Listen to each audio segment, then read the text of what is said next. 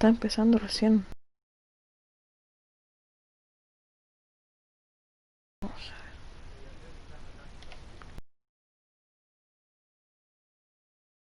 4, 3, 2, 1.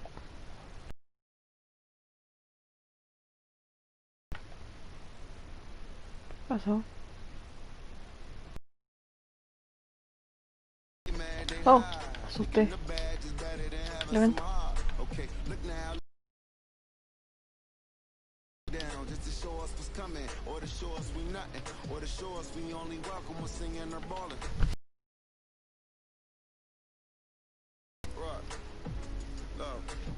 Oh. Hey everybody, I'm Carrie Champion. Welcome to Viendo. Oh. So today we are having a very candid conversation with athletes Pero no te and cruces. we want to make sure that you use your voice. Pero no te cruces, Voting amigo. is your voice.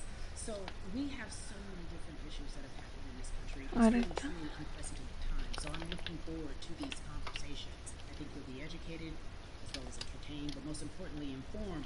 We have morethanvote.org, whenweallvote.org, and fairfight.com. Those resources are imperative as we try to change our future.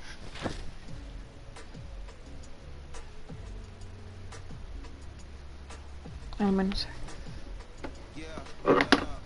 There's no way that we can talk about hip-hop or even the fact that we have an activist, a scholar, and an all-around gentleman. Thank you so much for spending some time with us. Bun, I don't want to start heavy, but I guess I have to because that's where we are in the world today.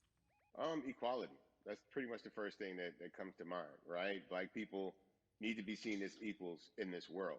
You know, we had to fight just to be recognized as a full citizen in this country and not three-fifths. The world is now seeing what we've known for so long in the culture and in the community.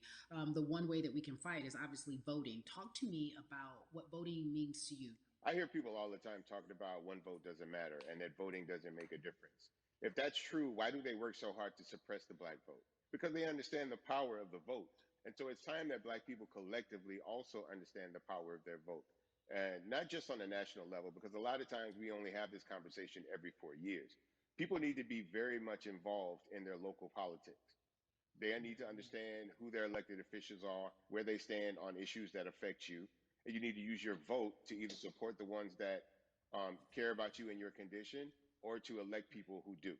A newer initiative that we're dealing with is educating felons, right? So in the state of Texas, if you're a felon, right, if you've been to jail or to prison, but you're no longer on probation or parole, you have the right to register to vote. Another thing that was just brought to my attention, there's an initiative called Orange, which is happening not just in Houston, but all over the country. If you're in jail currently during pretrial, but you have not been convicted, like you're still in jail waiting for your day in court, you are still eligible to vote. And you said something so key. They work so hard to hope that we stay uninformed, but more importantly, to suppress the black vote. If you could do one thing with this message that we're trying to send today about how important voting is, what type of image when they go?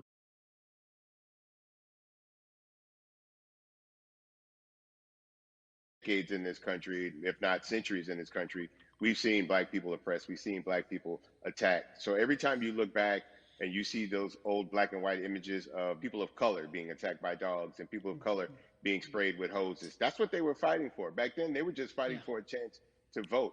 People like Martin Luther King Jr., people like Malcolm X, these people died to help us be in a position to have the power that we have now, which is to be able to cast a vote and make a decision about the people that have controls over our lives. So, I mean, if you in your own community need a reason to vote, look at a person like George Floyd. If the people in your city are not open to police reform, are not open to having a conversation about defunding the police, are not open to issues concerning economic equality, judicial equality, and racial equality, right? If they're scared to say Black Lives Matter, you have the power to put people in those positions who do believe that Black Lives Matter, who do believe in racial equality, economic equality, judicial equality, right? That's right. Who see us as human beings. And if the people in your community don't feel that way, vote them out. It's that simple. It's just vote them out. We don't have enough time to sit around and hope that people change their minds. Yeah, Bumpy, you point out something so important. We have the power. And that is in our vote, and that is with our voice, and that's how we use our voice. I think of where we are right now. People say this is a particular moment, but it is a movement, not just a moment, it is a movement. Why, in your opinion, was it George Floyd's death? Why was that the chosen brutality for people to say, oh my God, Black people are still oppressed in this country, and it is not fair? I think it's twofold, Carrie. In so many different encounters with between people of color and the police, there simply is no proof of what happened in the interaction. And so what happens is in a court of law, it tends to lean towards the policeman's point of view, right? In this case, we saw very clearly what happened. I think the other thing is due to the fact that everyone was at home, basically during this time period in relation to the coronavirus, you couldn't avoid it, right? It was on every television station. It was on every social media platform. Everywhere you turn, you Tá were sem bateria, constantly hit meu. upside the head with this message. You see Não in the sei. interaction that this man did nothing to deserve what happened. That's right. So well said, because if you think about it, in the grand scheme of things, Racismo. it wasn't worth it, and he didn't have to lose his life. I think that you touched on something that a lot of people talk about, and that is now defunding the police. That has been such a huge conversation, but there's so many misconceptions around defunding and dismantling. If you will, educate the audience. All right, so most people, when they hear the term defund the police, they tend to think of, oh, they're going to take away our police department. Nothing could be further from the point. Defunding the police means that in certain communities, even Houston, take for example, we had over $1 billion allocated to our police force. Now, what is that money being used for? Some of that money tends to be allocated towards riot shields, right? Pepper spray, right? That kind of thing. That's only used against the people that fund this budget, right? So why would the people want to supply the police with the means to oppress them? If the police are concerned about the situations in certain communities with a higher crime rate, well, higher crime rates tend to happen in communities where there's not employment opportunities, right? There's not a lot of social services, and people are going to do what they need to do to take care of themselves and their families. When the community has more opportunities for employment, more opportunities for upward mobility, then they tend to be a less of a strain on the government. They tend to have a lower crime rate. And because of that, we'll have less need for the police in those communities. Sure that we are holding our leaders accountable. Talk to me about some of the other projects that you're working on. Well, right now, obviously, being a part of More Than a Vote is essential. We're dealing with primaries in this country right now. And we just want to educate people. We want to inform people because people are tired, they're angry, they're concerned, and they want information and they want action. And so we want to make sure that we give them the right information and lead them in the right direction. And we thank the people that do not look like us for standing with us right now, because it's very important that people who aren't Black be involved, because if Black people could have gotten rid of racism, we would have done it hundreds of years ago. And so I'm trying to use my voice and my platform just to let people know that if they feel like I do, there's a number of places they can go to enact change in their community. People need to know about how their city council runs. They need to know that they have the ability to speak when city council meets, to let them know that that's not the way that they feel their city needs to be run. Those are not the places that they feel the money of their community needs to be allocated. And Bubby, even a step further, they can run for office in their local community. They can run for positions. Like, people act like they leave it up to somebody else. If you're upset, it's not hard to get on the school board. It's not hard to be a part of the city council. It really isn't. And depending on how small your town is, you could be a mayor. It's the power is with the people, and we need to just know that that's happening. Absolutely. And it's always been with the people. You know, if you look at Trayvon Martin's mother, Sabrina Fulton, right? She felt that there was a system of racism and a system of oppression that led to her son's death. And so what did she do? She ran for city council and she was elected to city council. Our own former president, 44, Barack Obama, right? Started in the community as an activist, ran for an elected position, became senator, ran for another elected position and became president of the United States. So don't think that you can't make a difference. You know what I'm saying? You don't need a lot of money. You don't need a lot of power. Your voice is enough to make a difference. Amen. I feel like I need to go out and run for something. You gave me a rousing speech there, sir. I'd be remiss if I didn't ask you this. When I talk to my brothers, I have to ask you, as a Black man, how are you doing? Are you okay? I'm good. I'm good. I have a very strong relationship with God, so prayer definitely works for me. I have children and grandchildren who are watching me, who are encouraged by what I do, and they're proud of me right now, you know, and that's really what matters, you know. The change starts at home, you know, so as long as you have a support system that believes in what you're doing and supports you in what you're doing, you have everything you need to go out there and fight the good fight. And for those that don't, there's a community of people here to help you. So you can go to places like morethanavote.org. There are many different places that will encourage you, inform you, and they will put you with groups of people that feel like you, that are ready to take action. So no one has to go about this alone if they want to do it. Yeah, we're stronger together. People have been saying it, but that has much more meaning now that we are in our movement, not just this moment. Bumby, it has been an education, always a pleasure. Thank you so much. I appreciate you. Keep fighting the good fight. Keep up the good fight.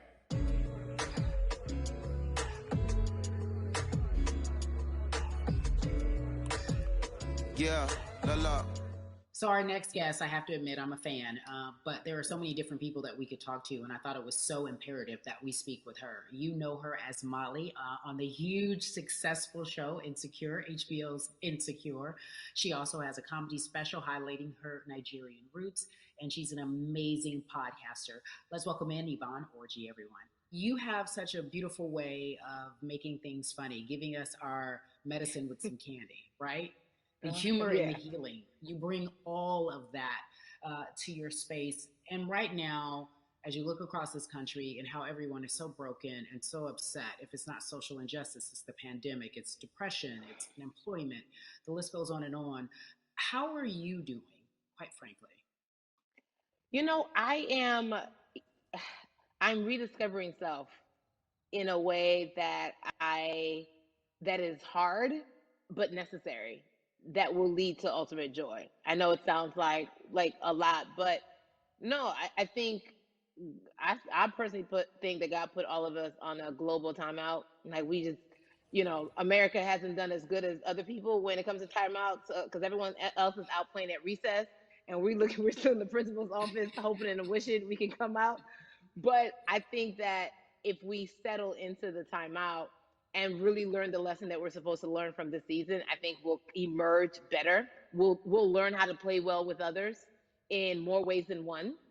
And so personally for me, I'm taking this time to learn me in a new way. I feel like I'm being ushered into a new season, and I'm getting still, because sometimes the busy confounds the work that we're supposed to actually be doing. We're busy doing other stuff, but we got work that we need to do on the inside. And I'm leaning into it. I'm like, dang, I thought I was gonna be able to rest like everybody else. And God's like, nah, we got work to do. You know what? And I think that's what everybody is saying about 2020. It's demanding that we be better. And you said it's a global timeout. What do you mean by that? Yeah, it's like everyone sit down, be humble, to quote the great prophet Kendrick Lamar. But no, seriously, sit down and let's reevaluate some things. Let us unearth and shake up the things that we have been trying to hide within ourselves, within our nation. I think America is going through an unraveling right now, a much needed, a much necessary one. And I think all eyes on us, right? There is no, oh, I was on the subway for an hour, so I didn't miss that thing that happened. No, everybody was home. Everybody, was watching when George Floyd died, and everybody, no one could hide it. Everyone was watching when Amy Cooper called the cops. Like, this is a time where it's like, oh, we can't pretend it away. We can't excuse it away. No. It's a global timeout. Sit down, watch, and let's learn. And globally, it's like, hey, we were going business as usual, but it ain't usual no more. Like that's old. Anytime change occurs, it's very uncomfortable. And so right now we're sitting with we're getting we're getting comfortable with the uncomfortable. The minorities, we've been comfortable with being uncomfortable, because that to me explains just the existence for whatever we want to do, how we break into our careers, how we live our lives, how we find ourselves one of the few or one of the first. And that's a lonely road. When you look at, and when you talk about this global timeout, everybody had to pay attention to Amy Cooper. Everyone had to pay attention to George Floyd. How is that helping us as a people, as a country, during our global timeout? I think, well, one, we're not minorities, Carrie. You already know it. It's like these labels that they put on us. It's like the same way of saying like black on black violence. Also, there's no white on white violence. It's branding. Yeah, right. It's all branding. Yeah, you're right. It's like white people kill white people every single day. So no, there is no black on black violence. And if you say black on black violence, well then let's brand white on white violence. Like I watch Investigation Discovery. Ain't too many of us being featured. So, I just even like, but to answer your question, what does that do? I think what everyone expected is what has happened in the past when the world was still open, right? In that, okay, you had everyone from Trayvon Martin to Castillo to Sandra Bland. You had all of these lives lost, and Black people made some noise. We rioted, we got out in the streets, we started the Black Lives Matter movement, all of those things. And then white people kind of just like, oh, let's give them something. And then it's just like, is it over? It's like Oscars so black. Okay, good. We gave some Oscars. Are we good now? Like, are we even? And it's now it's just like, oh no, no, no, no, no. This is not about like a band-aid. It's like, yo, we might have to amputate the leg a little bit, but it's all right because we're gonna by amputating the leg, we're gonna save the body. And so I think that's what's happening now. Like America is realizing like, oh, Black people aren't just making a little bit of noise. Like the protests are still out.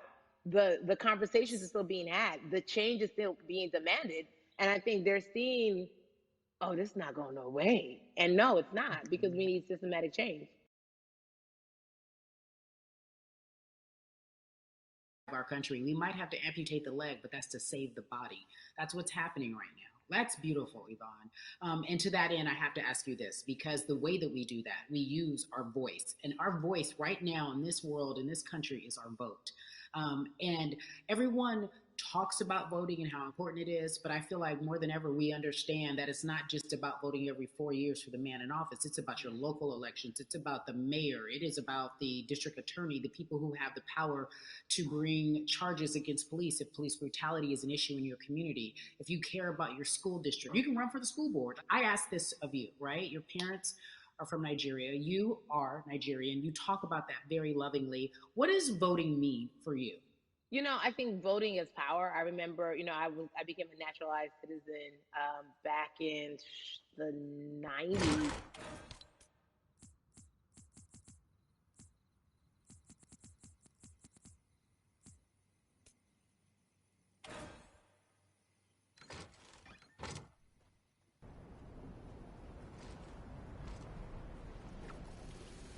Only do we have the opportunity to be in this country, but now we can be of the country. We can be of the systems. We can be of the rules. We can be of what it actually affords. But I think going back to your earlier comment about just the setup of systems, I think we are done a disservice. Either it's schools or whatever it is, and I'm not putting teachers on blast. I think teachers do a phenomenal job, but for some reason we do not, and give them all the raises. I know too many parents who are like, I might, this child of mine, I do love them, but hey, who where can I drop them off? And I do think that there is a disservice done, because again, when we talk about them, to your point, we talk about every 4 years. It's important to vote for the presidency. We don't realize, like, oh snap, we actually can vote about like how much our libraries get. It's like small things like that, but they make a big difference. When you think of voter suppression in this country, what does it look like for you? It's the systems. When we talk about voter suppression, we also talk about systematic racism, right? It's all the systems that set up. And we've normalized, okay, maybe your job will give you a half day, or maybe, you'll be able to get this luxury. It shouldn't be a luxury. It should be built into the system. It should be built into the fabric of how we vote. But maybe you'll be able to get this luxury in order to enable you to go vote. Think about everything disenfranchised, marginalized Black person has to endure in a day. So in a day, you need to get to work. If something happens to your car, if something happens to your child care, if something happens to, there's so many factors along the way that can send you into a tailspin as an American. And then you add on as a person of color. If you're just trying to get to vote and you already have to go through all of these hurdles and hoops in your everyday life, imagine the one day when your voice really is supposed to matter the most in this country. But then you also see all the times that you tried to have your voice matter, and then it's been shut down, repressed, told it doesn't matter. And then you're kind of like, what's the point? How do we keep hope though? If I'm watching this right now, I want to I how do we as a people stay hopeful? How do we believe in the promise that these quote unquote forefathers have given us. Because have you met black people? By default, like hope is infused in our DNA. Like you know what I'm saying? Like by default, like if we haven't been broken now through, be it through slavery, through Give capitalism, it to me. through Give it to me. colonization, through segregation, Yeah, right. through I mean, listen, the history of black people in this country is at one point we were 3/5 people. Mm-hmm. That was a written law. And look at us now. We are whole. We are black girl magic. We are black boy joy. We are, you know what I'm saying? What I think about in terms of giving us hope, right? We're making a lot of people nervous right now, Carrie. We're making a lot of people nervous right now because they're like, dang, we put all these obstacles in their way, and these jokers are resilient. But that should give us hope. That should give us hope that, like, we can't stop, won't stop. I mean, I went to the school of Diddy, you know what I'm saying? Hashtag, Harlem shaking it right now. Can't stop, won't stop. And I think that's our motto. We can't stop voting and we won't stop voting. We can't stop marching and we won't stop marching. We can't stop thriving and we won't stop thriving. To that end, because you led me directly there, I've been asking everyone who's appeared on this platform, what does activism look like? And I feel like back in the day, we had an idea. Yes, it is marching. Yes, it is protesting. Yes, it is speaking out against things that we feel are not right or unjust. But talk to me about what activism looks like for Yvonne Orji. Listen, activism, I think the beauty of activism is that it has many faces, right? You're going to have the people on the front lines. Like, you know what? Martin Luther King marched, but there were a lot of women who were in the homes like, hey, BT Dubs, when they come back, this is how we support all the people who are marching on the front lines. And we're going to be here doing what we know to do best here. And you know what? Somebody needs to bail them out of jail so now we need to be in the community, getting money or whatever it is. So it's like everybody has a position to play. And so play your position like a shortstop, bruh. So whoever you are and whatever you do, play your position. So activism could look like, you know what? I'm not the one that's built to be on the front line, but you know what? My pockets go deep, so I'm gonna support the people on the front line. I'm a comedian. Black joy is a form of activism. There's always a call for entertainers or celebrities that have the platform to do something. Why aren't you speaking out? I'm not a believer in thinking that it's mandatory. Like you said, everyone can be an activist and be activated in different ways. But talk to me about the connection. Talk to me about the marginalization in your world and how you feel like it even inspires you to say more and use your platform to do more.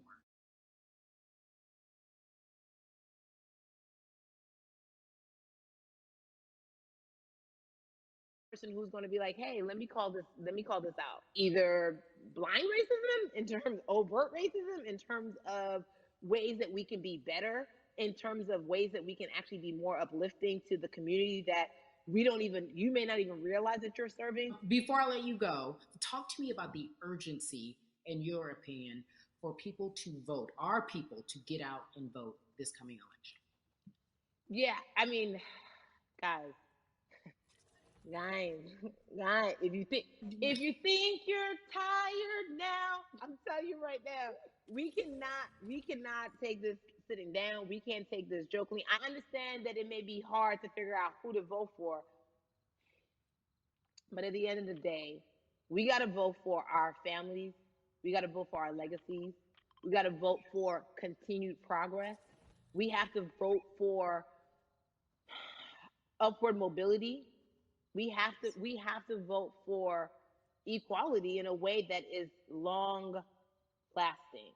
And if we succeeded before, we can do it again. You talk about the hope. This is the time. This is not the time to give up. This is not the time to pretend a way that we haven't made progress. We have. There's still much more to be done. And you know what? We might have to get to a point where we pass the baton to our children and our children's children, but we still have work to do now for that generation. Yvonne Orji, you are everything. You are Molly, but you are not Molly, but I love you so much as Molly on HBO's Insecure. You are an amazing podcaster, Jesus and Joloff.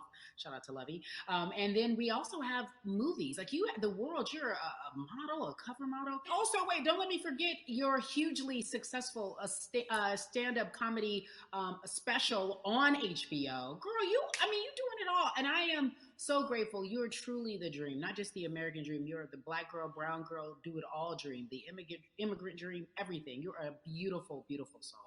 I really, really mean that from the bottom of my heart. Yvonne Orji, ladies and gentlemen, nothing but the best and excellence personified. Thank you so much, my friend. I love you so much, Mama. Mwah.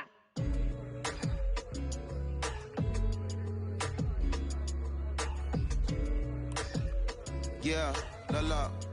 So Atlanta has been one of the hotbeds in terms of political unrest and social injustice. We've seen so much happen in that city, and we've also seen so much come from that city, including one of our very own founding fathers of the civil rights movement, and that's Martin Luther King Jr. But right now, we want to welcome in someone who has used his platform to talk about voting, to talk about racial injustice, and how he's trying to help.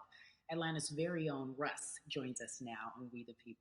Russ, I'm not going to fan out and tell you what some of my favorite songs were that I listened to repeat on yours. We're going to get to the topic at hand. So we got to talk about, recently you did an interview where you shared your outlook on culture and music. And you also were very candid about the fact that you have a privilege and that it's necessary for you to give back. Tell everybody about what that means. As like, it's very obvious, I'm white and I'm in Black culture and I'm benefiting financially off of it. So I feel like if you're a white person financially benefiting off of Black culture, you have to put finances back into Black culture. It's just that simple. The screenshots with your feelings, it just comes off like fake empathy, because it comes off very dismissive and very oh, that sucks for y'all, but anyway, back to what I was doing. Have you felt that because of the time of where we are in this country? I've always had the feeling. I think now it's just obviously elevated. It's a new level, and there's new, it's to the point now where you can't, first of all, you can't not say anything. Second of all, though, I just think saying something isn't enough anymore. I think, if you have the ability to put money back into a culture that you're financially benefiting from, you have the ability to, you should. It's interesting that you talk about it in that way, because some people do believe that silence is the best way to go, because it's hard to talk race, especially if you're white and you're in the Black culture. People just feel as if they can't talk about it. They feel awkward. They feel as if they don't have the privilege or the voice or the words. How do you find yourself right now in terms of interacting with people when they want to talk to you about social injustice, police brutality? What's going on in this country right now? Well, first of all, picking and choosing whether you want to be silent or not about race, that's a privilege in and of itself. But no, I mean, I try to just do my best to listen to the Black people around me and the educated Black people I have in my life. So I do my best to not act like I have all the answers for everything, especially in a culture that I'm not from. But that's why when we decided to raise the money for Black Lives Matter organizations, when we raised $500,000, we got on the phone with some of the women who started Black Lives Matter. I got on the phone with Tamika Mallory. I was on the phone with Karen Civil and talking with my friends to make sure the money went to like the correct places, and people who really need it. It's just about listening. That's all. It's about listening. Let's talk about that for a moment, because the way I think of activism, for me, it looks very differently. It's not necessarily just protesting on the front lines. I think that's great. But what about being an activist in the way in which you have decided to be one? What inspired you? What did it look like? You said you raised money for Black Lives Matter. What did you do? Mm-hmm. Walk us through everything that you did and how you find yourself in this moment right now. So for me, it was 3 years ago, I had like a string of festivals, and I decided that I was going to wear T-shirts with a message on them, because I figured what better time to use a platform than in front of, a bunch of people. So one of the T-shirts I wore was, if you want to change the system, speak up, white silence is pro-racism, the whole thing. And it didn't really it kind of got swept under the rug back then. But when all this stuff started happening again, and it's been happening, the police brutality against innocent Black people, I was like, man, I'm not the biggest artist in the world, and I certainly don't have the most white fans in the world, but I got a good amount of people that I can definitely mobilize and turn into some money. And I know they're down for the cause because it's merch. It's a good thing. And I've always been outspoken anyway, And so how am I going to be in Black culture and not be outspoken about racism. And then I got to ask you this because you grew up in Atlanta, so that gives you a heads up, depending for so many people, because you're in the crux of that beautiful black city where there are so many wonderful black leaders, home of so much great music and things that speak to our culture right now. And we are really, really getting our word out, especially with this platform today, and saying Mhm. that we must use our voice to vote. Talk to me about what the importance of voting for you in this upcoming election. Yeah, so full transparency, I had never voted before, ever. Um, and because I was one of those people who was like, my vote doesn't matter, and I don't know, maybe it's because I was younger, maybe it's because I really thought that, or I don't know, but I just think that it's got to, now this is a bit of a privilege to say it's got to a breaking point for me because obviously it's been past the breaking point for Black people, but I think that as a whole, the young people need to get out and vote because we're the ones that never show up. You know what I mean? We never show up to vote, but we're the future. So it's like, look, we got to go out there and vote, and then whatever happens, happens. But at least we did our part. You got to do your part. You're very candid in saying that you just decided to vote, and I think there's a beautiful irony in the fact that you have your fans saying, "Because of you, I'm voting." Right. And there's something beautiful about that. But I want to know why now for you. Why in this moment is it important for you to vote? And what hit your spirit to say, yes, this is the time to do it?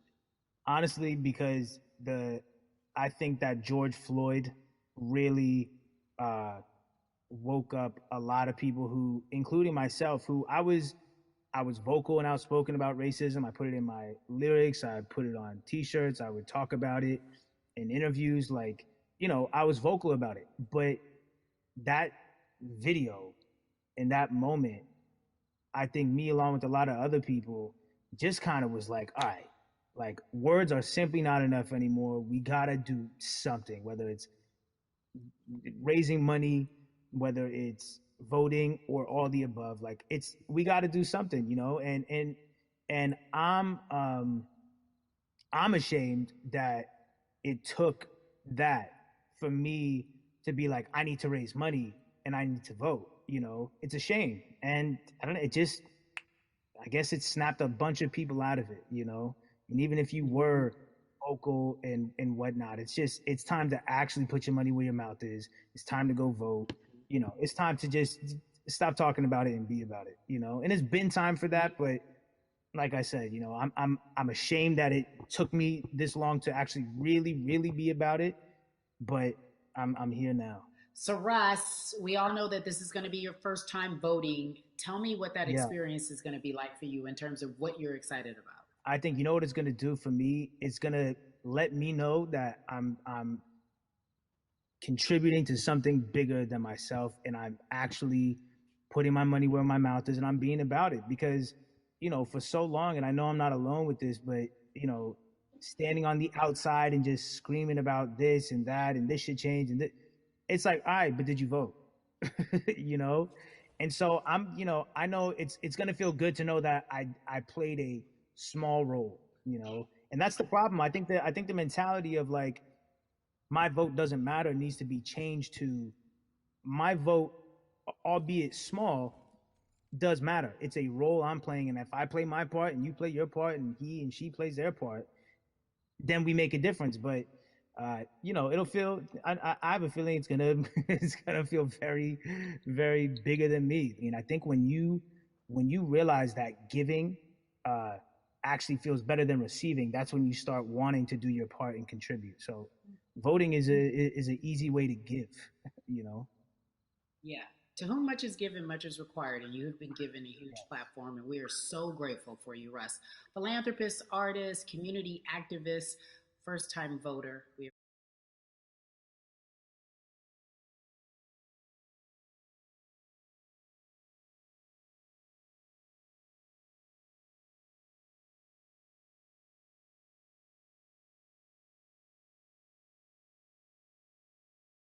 now in this country when we're talking about COVID-19 and systemic racism, as well as police brutality and what we can do in this country. Again, we're continuing our conversation, letting you know that your voice is your vote and your vote is your voice. We can change where we are in this country. Currently, I'd like to welcome in Chicago Cubs right fielder Jason Hayward. I appreciate you. I brought in Atlanta and Chicago because I know you grew up in the metropolitan area of Atlanta, more specifically McDonough, let's be technical. And you have been very vocal throughout this entire time in terms of what our country's been experiencing. Let's look at the past month and a half, if you will. What has been the hardest thing for you to deal with? The hardest thing for me to deal with, Carrie, this last month has just been going from the virus shutting everything down to us being called to action. We've had multiple police brutality situations. We've had people protesting, wanting to get the message out. But I really realized that I need to be a part of the positive message and make sure that doesn't get lost in all the chaos going on, for people to actually hear from a reasonable, respectable person who cares about everyone involved. A reasonable, respectable person who cares about everyone involved, which leads us to More Than a Vote. It is a beautiful collective of Black athletes and artists. You are a part of that. Talk to me about why that's important for you right now on this, be a part of that collective. To me personally, it's important to be a part of that because I've somewhat used baseball and my craft as an excuse to not get more involved in voting. But I can't any longer use baseball and work as an excuse not to get educated, and not also to show people, like, at any moment in time, any walk of life, we can make a difference. So tell me in your words, what does activism look like for you? In my words, it looks like LeBron James, the biggest athlete right now on the planet, speaking up and breaking the ice for everyone. But I think for the first time, people see and hear from us. So now we have white teammates, we have other people speaking up and realizing, okay, like, this is how we go about doing this. And to me right now, social media, athletes speaking up, entertainers speaking up, like we're trying to do with More Than a Vote. You said something I thought was so key, because covering sports for so long, I know that it's tough for Black players specifically in Major League Baseball to talk about how they feel. Adam Jones did it in a very eloquent way early on, but there are very few that are vocal. You said you all were afraid. Why use that word, and why were you afraid? We was afraid because in 2019, there were 68 of us total. And there are 38 teams. There's 25-man roster on each team. There's a 40-man roster, which is on each team as well. And there aren't many of us. So we're outnumbered in that sense, but not always in a negative way when it comes to our teammates and our clubhouses. But to get to this point, you have to move a certain way. You got to be careful what you say. You can't ruffle feathers. You can't come off in any way. Much like other Black entertainers, much like yourself, probably having to live through life every day. But to get to the highest level, you got to button up. You got to be seen and not heard. So baseball, like I said, it was time for us to try and speak up and make a difference and show it's okay to do so, because we can't be quiet any longer. That is a button up, be quiet, be seen but not heard. That is an expression that a lot of Black folks can relate to in whatever aspect of professionalism that they experience, especially if they don't work for themselves. They just feel that. That is also a socialization that we have as Black folks, well, especially, like you said, if you want to get to the higher level. And for so long, I felt it bubbling right underneath the surface that so many of us who were in whatever positions we were, who had platforms, were tired of pretending and looking the other way and spending so much time making others comfortable while we were uncomfortable. Do you feel that this is the type of movement that is sustainable, or is it just for a time? No, it takes everyone joining in on the conversation. And right now, I feel like more than ever, there is little things as possible to distract from bigger issues. And we saw on draft day, we saw our president, Theo Epstein, holding up the sign saying Black Lives Matter and wanting to include the rest of MLB in that. But now we're having those conversations as well. So I definitely think this is sustainable, and it's not always just going to be the popular thing to do. This is something that people want to get right because they know we care. Jason, you said you think it's sustainable, that what you're seeing, especially with your colleagues in baseball, that this can be something where you're feeling more comfortable, feeling more safe to share how you feel about social injustice and police brutality. What are you doing right now in this moment with your platform to help change how we look at voting and how to educate the culture and the community about voting? Well, first, what I'm doing, Carrie, is joining up with More Than a Vote and joining up with other athletes and entertainers to get that message out and use our platform in that sense as a group. And try to create a brand with this to make it something that's not just about the election coming, make sure that it's about people getting educated for years to come and figure out where to vote and how to vote. We've got people in different areas that cover different demographics and influence different areas of people. And as a baseball player, as a Black baseball player, I feel like now, like we talked about, is finally the time to show people that you can use your voice in this profession. You don't have to be afraid.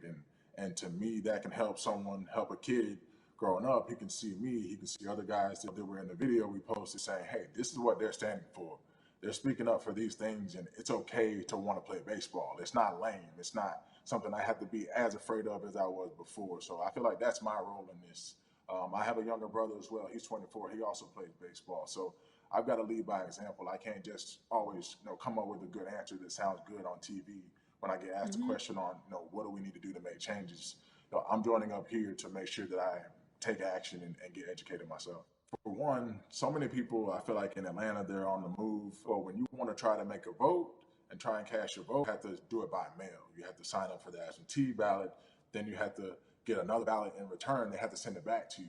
Well, for me personally, they didn't send that back until it was too late, right? We didn't get it in the mail to the address that's an Atlanta address at my parents' house. We didn't get that in the mail until it was too late. And then from other friends and family that are still in Georgia right now, I just hear about them being held in lines too long and trying to get off work. And we know how it is for any family, but let alone a Black family in the inner city or in the suburbs trying to take care of their family and trying to provide for them. You try to get off work, and then you're like, wait a minute. You start looking at the clock. It's like, oh, this is not going to happen today, right? And so I saw, Mayor Keisha Bottoms, reach out via social media to people and say, hey, I'm going to address these issues right now. I need y'all to stay in line to cast your votes. Keep hanging in there. So to me in Georgia, that's what that looks like. Well, it's interesting that you even bring that up because there have been all these images specifically from Georgia, because that's such a battleground, where you see people, especially when it came to the primaries, doing whatever it takes. And this is real life voter suppression that you're talking about. It's been happening for decades. It's not fake. What you're saying, these examples of sending you your ballot too late after the fact or shutting down the polls at 6 o'clock while people still are in line, that's a real life issue. There needs to be some type of change. And I think that what we're doing right now is fair. But the idea of voter suppression, do you think that is well known, especially with folks, within the generation, your generation? I think it's known in our communities, right? I don't think it's spoke on enough. I don't think there's been enough light drawn to it. Bring it to light. Let people hear about it. Let people learn about what that looks like. And get more people to say, okay, look, like this is going to happen. We have to expect this, and we can no longer make the excuse. We can't say they didn't warn us. Jason, everybody knows, or it feels as if everyone knows, that the time is now. America's paying attention to us. We have their eyes. We have their ears. If you look toward the future, what are you most excited about in terms of seeing a change? I'm excited about how fast the word is traveling. The word is being spread right now. The biggest athletes, the biggest icons, biggest entertainers are doing their part, but I'm also seeing people out there on the streets doing their part. When so many things got lost, could have very easily got in the commotion when it came to protests, and you saw rioting, you saw looting. People still stood their ground, and people still went out there and said, look, we're doing this for the right reasons. We're going to come together. We're going to use drones. We're going to use social medias. I feel like this is a new wave of getting things done the right way and just spreading the message.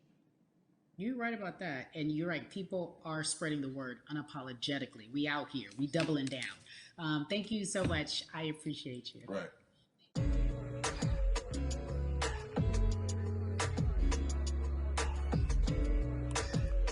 Yeah, la la. Hey, everybody. I am so excited to welcome a friend, a brother, family member, if you will, former colleague, NBA great, sports analyst, philanthropist. He does it all, and he's here to give us his time and his platform to talk about something that is so important, that is voting. Everybody, welcome Jalen Rose to We the People. talk to me about how important it is for the people who know you and love you and look up to you. Why is it so important that you use your platform to talk about voting? Initially, we have to get past the stigma of the mental systemic racism that comes with the presidential race, governors, mayors, senators, judges. We've been conditioned to believe that our vote does not matter. So usually when we looked up at all of those races and people that were running, not only did they not look like us, we didn't believe they were there to represent our best interests. So therefore, as a collective, we didn't mobilize until Barack Obama, and we felt a sense of hope that finally our country is going to do something that we felt would never happen in our lifetime. And I remember being at the inauguration in 2008. I made sure I was there. And we voted. In 2016, we didn't vote, Carrie. We didn't vote. And so many people try to make this political. This is not political. Me telling somebody to pay taxes. So that's one, getting over the stigma of nobody is going to represent our best interest. And then number two, the reality is that the person that gets the most votes doesn't necessarily win the presidency. That's uncomfortable right there, because that's actually what took place in 2016. The Electoral College chose the president. And if you put all of their pictures up, I'm pretty sure they look a lot more like each other than they look like you and I. How about that? And then the third thing, especially in urban environments, oh man, they create barriers for us, Carrie. It's like you got to jump over the fence, you got to run past the dog, you got to jump on the hood of the car. The lines is 5 hours long. You get up to the poll and they don't work. Elderly people working in the city, while they got the young people who understand technology working in the suburbs. Like, these are all systematic things that try to discourage us from voting. And then finally, we don't have a day off to vote. We need to work. So we don't get a day off. It's going to be a full day, and I got to work to pay my bills. So you know what I'm going to do? I'm going to mail in vote. And you know what you want people to realize? That counts too. So your vote will be counted if you're able to mail it in. So those are a few things that I hope that we can do and mobilize. And shout to LeBron and his team. Shout to you and everybody involved. We will make a difference. Well, let's talk about more than a vote. There is a Black collective.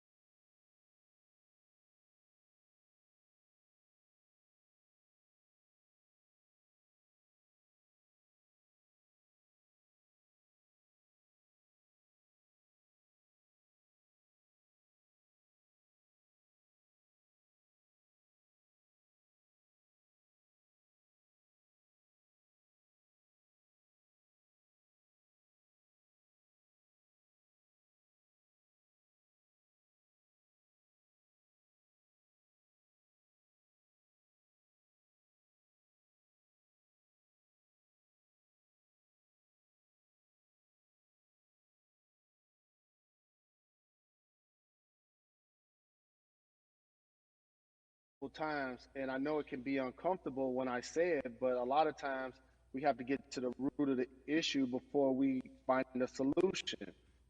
And the quote was, I wish America loved black people as much as it loves black culture. And this collective, by the way, represents in a lot of ways what's encouraging, but also sometimes disappointing about our role as black people in America. Because we were brought here as labor and to entertain.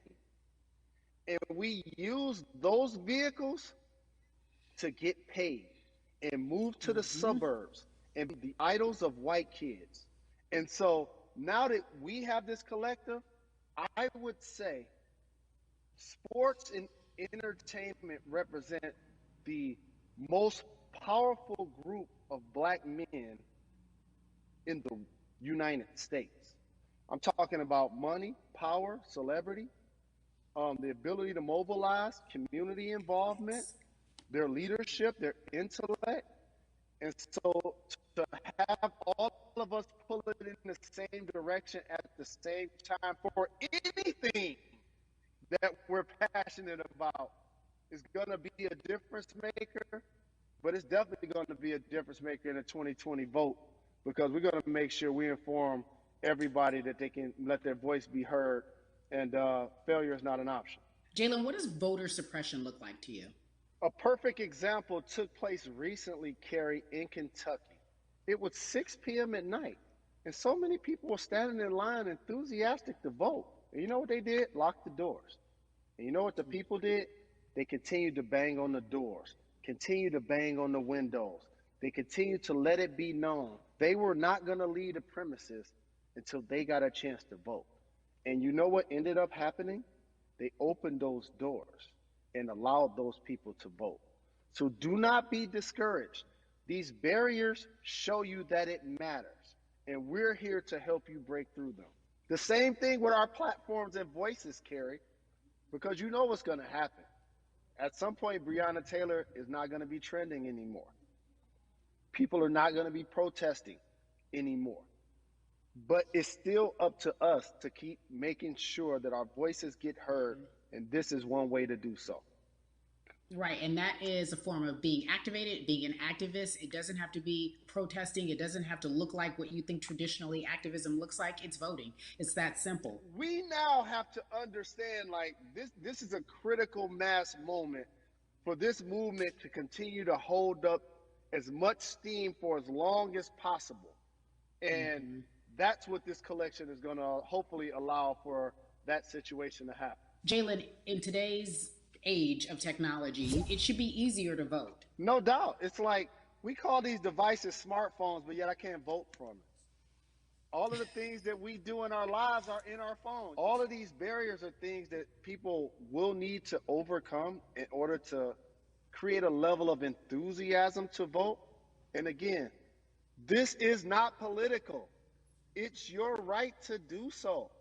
And there's so many times where you feel like somebody may have gotten done unjustly in your community. Pay attention to who the judges are, who's running for Senate, mayor, governor. Pay attention who's running for president. And let's make sure in 2020 we make a difference. Why is more than a vote so important and invaluable in our community right now? Well, because right now, I think we have an opportunity to let our voices be heard louder than ever. Anytime you see the mobilization of white kids holding Black Lives Matter signs, that means there's a breakthrough. Now, what happens with that breakthrough is the next step. You're going to look down in your email, Carrie. You're going to see all of these companies telling you how they're going to work on their diversity, how they're looking themselves in the mirror. They need to make change, just like in sports, right? Look on the field, on the court, all those black players. Further you get up, it's like altitude or a ladder. It gets thinner and thinner. And so a lot of people talk about the system being broken. I hate to remind people that it's not broken. It was built this way. And one of our ways to help change the system is to vote. So that's why more than a vote is so very important, so we can make sure everybody participates and gives themselves an opportunity to let their voice be heard. I think it's interesting because you talked about Black men being very powerful in the U.S. if they're athletes and entertainers, because for so long those have been the only avenues traditionally to create wealth. The NBA season comes back. What are your feelings on the season coming back? In the midst of everything that is happening? I think you'll see players challenging the establishment more. You're going to see them saying, okay, if you have all of these marketing and promotional deals, how many of them are with minorities? How many people are you employing, NBA? What about certain teams? Who do you have as a minority owner? Or what about the candidates that you have for positions of power? NBA players have proven as blacks that they are now movers and shakers in the game. They're now the dog, not the tail. So if they decide not to play, some of the biggest social changes and conversations have taken place in sports that weren't during the game. Colin Kaepernick was before the game. The Ali Summit was a press conference. So they could mobilize if they chose to. But when and if you do play, challenge the league. Black Lives Matter on the jerseys. Continue to make sure that every time people are watching the game, they're also seeing the movement happen. Jalen, I appreciate you because you are always entertaining and informative at once. I really, truly am looking forward to the NBA season. Thank you for working with More Than a Vote because your voice, your platform, all of it is needed, my friend. Be safe, okay? Yes, ma'am. I love and appreciate you. One call away always. Thank you. Love you, brother. Love you too. Every conversation that we had today, I hope was helpful for you. I am so grateful to everyone who came on with me to talk about what's going on in our culture and how we need to change. Huge shout out to Jalen Rose, Bun B, Jason Hayward, Yvonne Orgy, and Russ. Their words were inspiring, but also important and invaluable. I hope your phone is full with all the information that we've been able to place in front of you. Again, you need to check out these resources because they are so important because we want you to vote. That is your voice. It is important. We, the people, want you to vote. So go to morethanavote.org, fairfight.com, and whenweallvote.org. Again, thank you so much for joining us and paying attention because this message, again, is invaluable. I'm Carrie Champion for We the People.